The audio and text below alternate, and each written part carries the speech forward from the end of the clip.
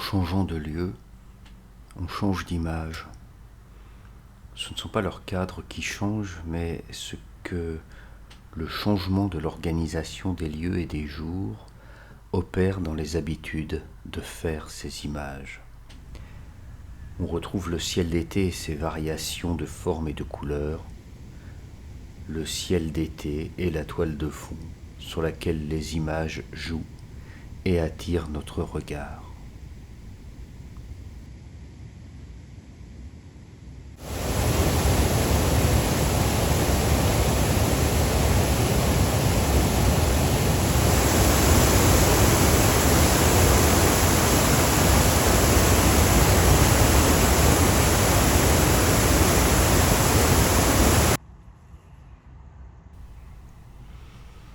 Le silence dans lequel vivent les animaux, à l'épaisseur de la vitre invisible qui sépare nos deux règnes.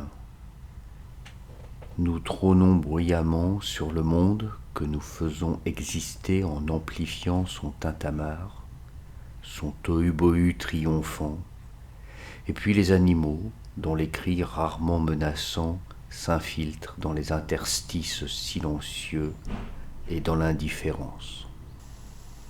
J'aime les voir se déplacer selon un chemin qu'ils dessinent d'eux-mêmes, ne répondant à aucun appel, dans la pure intention de leurs gestes.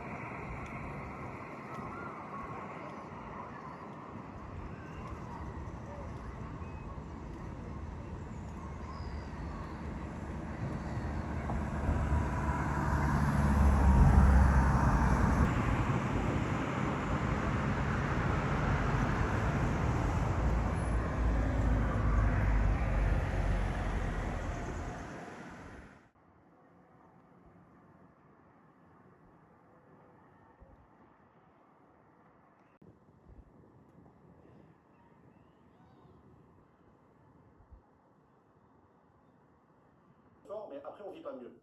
C'est pas possible de faire des efforts si derrière on vit pas mieux. Mais pour vivre mieux, c'est pas 44, encore une fois, c'est 250.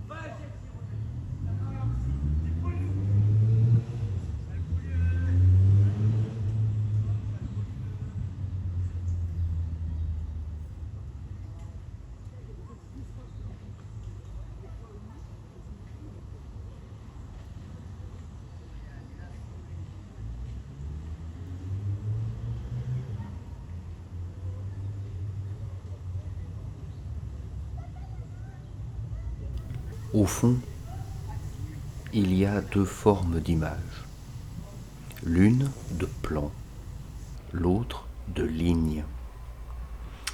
La première se fait sur un fond, un écran qui efface les choses pour tendre comme une page, un voile, une surface, qui sert de support aux images. La seconde tend une ligne au loin qui partage l'image, et dans chaque partie s'étagent les choses, se disposent les éléments, se développe la perspective. L'image est toujours prise entre la surface et la profondeur. Tantôt elle revient au devant du regard, parfois elle enfonce le regard au loin.